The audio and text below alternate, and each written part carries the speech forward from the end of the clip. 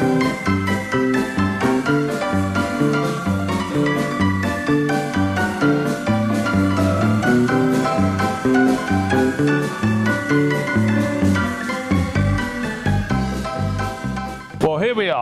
are Clobbered. He's Mark Baxter. I'm Mark Baxter. No, I'm Mark Webster. I'm Mark Webster. The pair of us who we are. But more importantly, that's a weird place called Albany, which is the bottom of our road.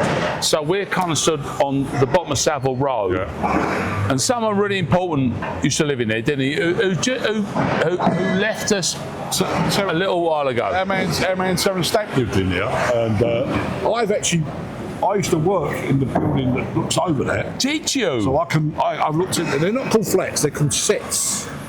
They're called sets. That doesn't even make any sense, no, but okay, that's fine. They're very, very hard to get in. They're sort of, you've got to know someone already in there. They've got to propose you, and it's a bit of a blackball situation. Yeah. It's very tough. But I was in there once with actor Bill Nye, who I know on a social occasion, and I walked through.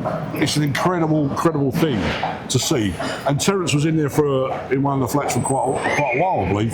Well known for living there. Very well known for living there. There's a lot of actors in there. John Hart was in there. Totally. To give you a bit of context, so you've got Burlington Arcade just down there, and this is where some of the fancy set lived, and also some of their lady friends. If I describe that subtly, probably subtle enough. You got the general idea. But more importantly, and this is the weird thing about Terence Stamp, he lived in here. Now, this is the story. He told me this just down the road here.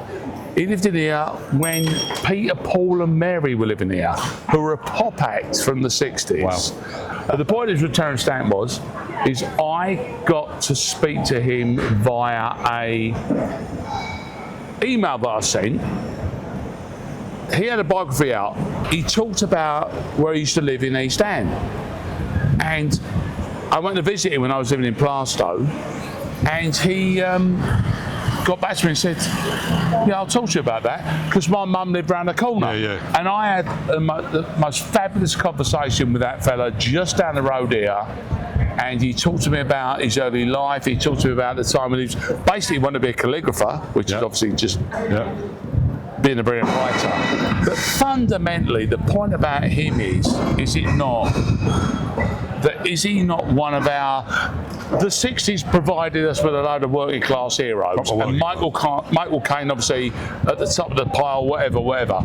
But he was a kind of one of the most subtle ones, wasn't he? Yeah, he was obviously proper working class, out the East End. Dad was a tugboat captain. Yes.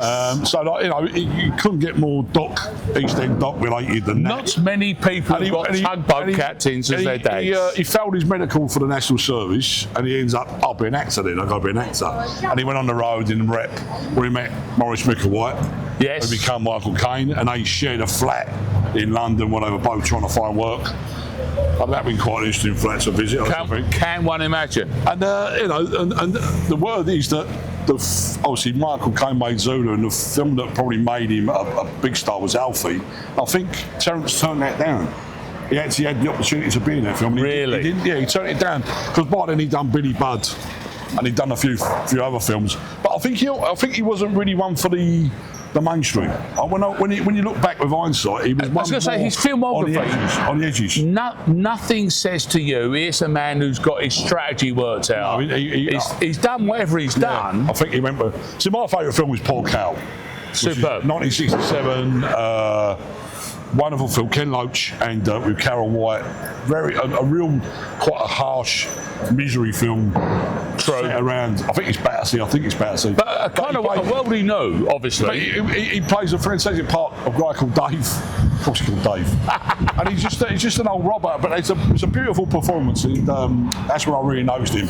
And he was quite a nuanced performer, he wasn't particularly showy, but there's no two ways about it. He was a beautiful man. He was lovely. But he spent so much. He understand the way he looked. I remember him again in the conversation I had with him for the interview I did with the magazine. Him talking about the Donegal tweed that he got his first suit made up of down the commercial road. Yeah, he was clothes man. Through his dad and all that kind of stuff. And even when he looked scruffy, he looked good. Even when he looked weird, he looked good. Everyone in faces, He was so conscious of how well he could play himself. And the fact that his brother, Chris, happened to be the manager of two of the Who, and so his brother's messing in 60s popular culture in the first place. I think they were go-getters, the Stamps. I think they sorted up with. By the way, he's still out that same little house in Glasgow near my mum. I think certain working-class guys in that era, Morris being one, Michael came be another one, they saw the opportunity others probably didn't see, and they knew how to get through there. So one's picks up the Who fairly new, fairly young in their development, and develops him into one of the biggest bands of all time.